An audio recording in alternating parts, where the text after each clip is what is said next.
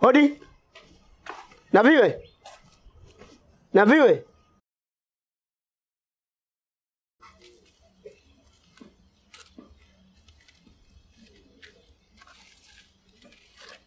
Vipi Mabeba? Mbona ghafla hivi?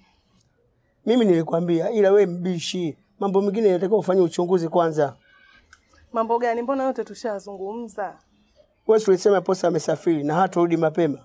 Ila Posa yupo na hajasafiri. Wewe umejuaje? Sio hayo tu, kikubwa yule ustazi ambaye alikuwa anamtegemea Posa amefariki. Mamto muda wote unafanya nini huko nje? Umefaza sasa hizo. Salama. Shikamoo. Malama. Naona mna maongezi.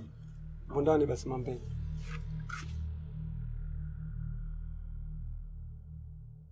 Mimi nilikwambia na haya yote niliyajua. Huu na maana ndio ule ulikuwa unataka huu.